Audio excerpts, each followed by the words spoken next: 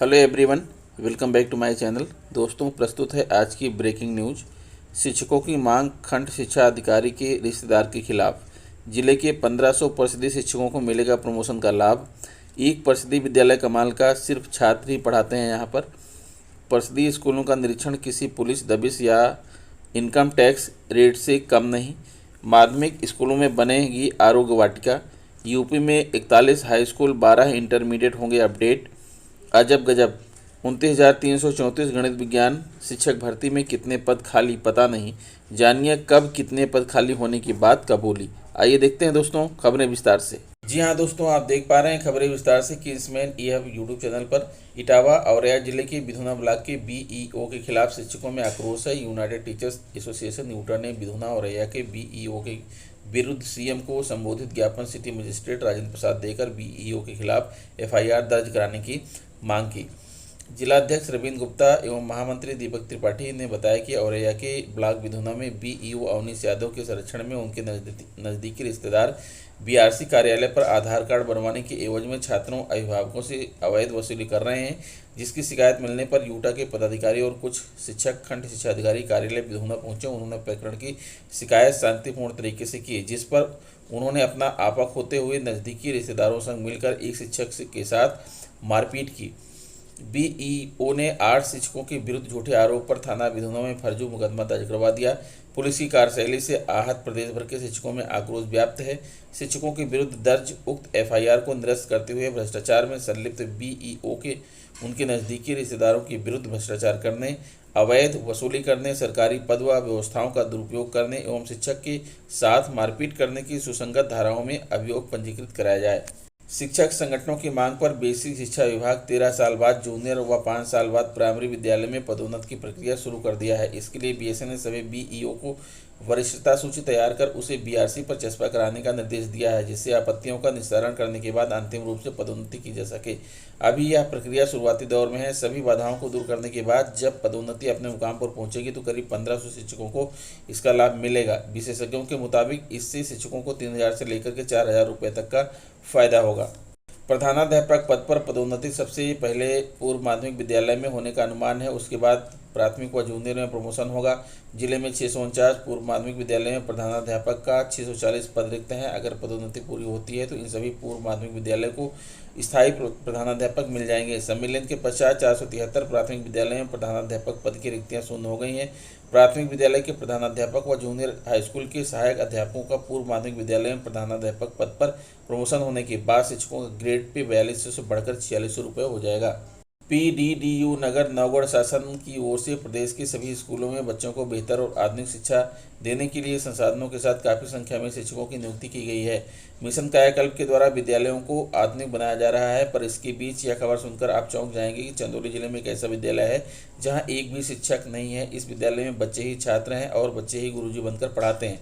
नवगढ़ के माध्यमिक विद्यालय गहिला की चाबी 1.5 सालों से छात्रों के पास ही है। वही विद्यालय का ताला खोलते हैं और बंद करते हैं। शिक्षा विभाग के अनुसार शिक्षक की नियुक्ति के लिए कई बार पत्र भी लिखा जा चुका है, पर अभी तक यहां शिक्षक की नियुक्ति नहीं हो सकी है। नवगढ़ के आयुर्वेदिक चिकित्सालय से सटे गहिला स्थित प्राथमिक विद्यालय को करीब 8 साल पहले माध्यमिक विद्यालय बनाया गया। माध्यमिक विद्यालय खुलने से ग्रामीणों में खुशी का ठिकाना न था। उस समय एक प्रधानाध्यापक और 3 अध्यापकों की नियुक्ति हुई। धीरे धीरे सभी अध्यापकों का तबादला हो गया। एकमात्र बच्चे प्रधानाध्यापक अजीत चौरसिया का भी फरवरी 2020 में तबादला हो गया। इसके बाद विद्यालय में एक भी शिक्षक नहीं रहे। वर्तमान समय में विद्यालय में 30 छात्र और 30 छात्राएं अध्ययनरत हैं। कक्षा का मॉनिटर पवन नाम के बच्चे को बनाया गया है, जो सभी बच्चों को पढ़ाता है। वहीं विद्यालय की चाबी भी उसके पास रहती है। पवन ही सुबह विद्यालय का ताला खोलता है।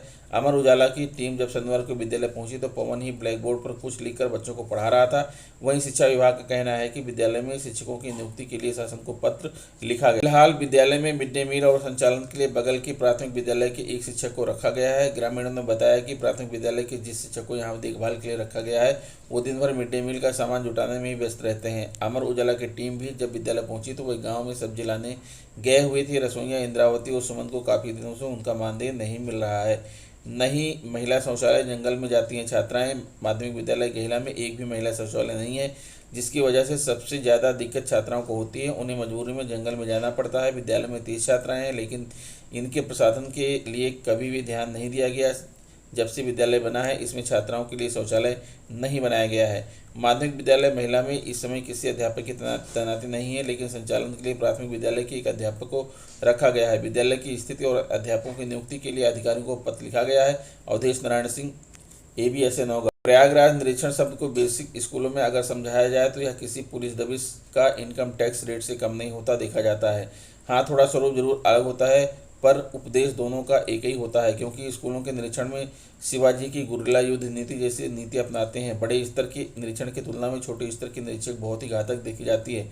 छोटे स्तर के निरीक्षक स्कूल पहुंचते ही अभिलेख ई दस्तावेजों पर शिकारी की तरह झपट्टा मारते हैं।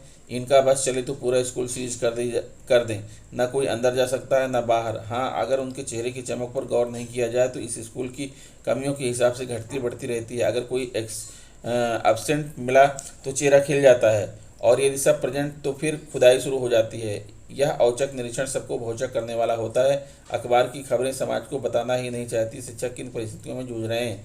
ग्रामीण परिवेश में गरीबी की पहली प्राथमिकता शिक्षा नहीं, शाम की रोटी होती है। मैं तो बताना ही नहीं शिक्षकों ने किस प्रकार ग्रामीण परिवेश में स्कूली शिक्षक के दम पर ही जातिवादी प्रथा को समाप्त किया। बालिका शिक्षा गड़बड़ी तो नहीं, बेसिक स्कूलों के शिक्षकों के दम पर और अभिभावकों के विश्वास पर।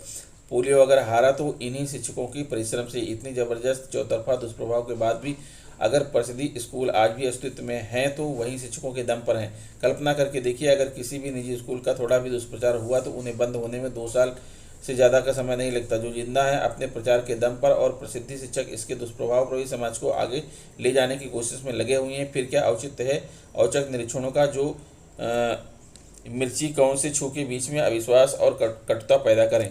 माध्यमिक स्कूलों में बनेगी आरोग्य वाटिका। लखनऊ माध्यमिक विद्यालय में आरोग्य वाटिका बनाई जाएगी। औषधीय वाटिका जिन प्रमुख पौधों से सुसज्जित होंगे उसमें हल्दी, चंदन, मीठी नीम, गिलोय, सर्पगंधा, ब्राह्मी, सहजन, चाय, करंज, आंवला, अमरूद व तुलसी आदि प्रमुख हैं। वाटिका की देखरेख के लिए शिक्षक नामित किए जाएंगे। साथ ही इस वाटिका में औषधीय गुणवत्ता व उच्च रोग प्रतिरोधक क्षमता बढ़ाने वाले पौधे ही रोपित किए जाएंगे। जिले में 1000 से अधिक विद्यालयों में आरोग्य वाटिका तैयार की जाएगी। विद्यालयों में आरोग्य वाटिका तैयार करने संबंधी निर्देश सभी जिलों के जिला विद्यालय निरीक्षक को दिए गए हैं।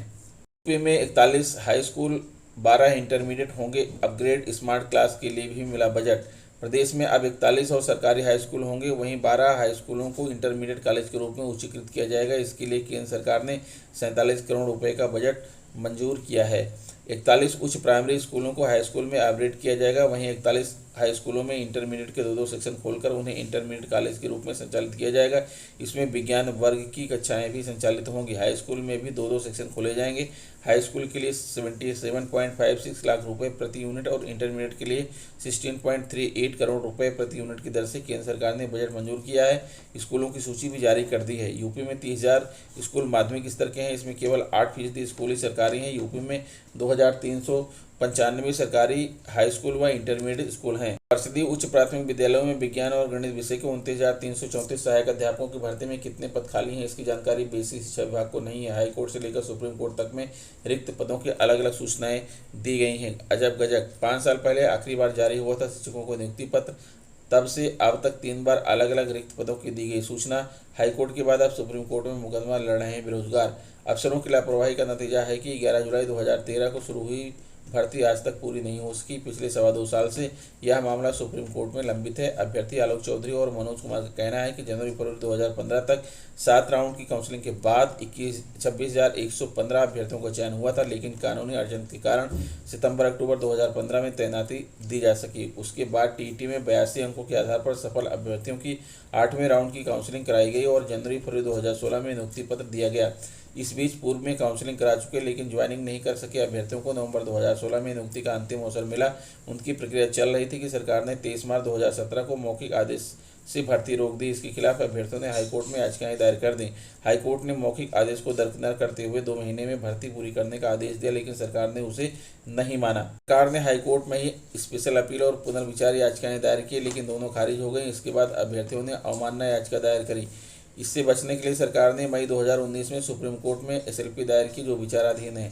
कब कितने पद खाली होने की बात कबूली। बेसिक शिक्षा निदेशक ने 4 सितंबर 2017 को हलफनामा दिया कि 3,219 पद खाली हैं।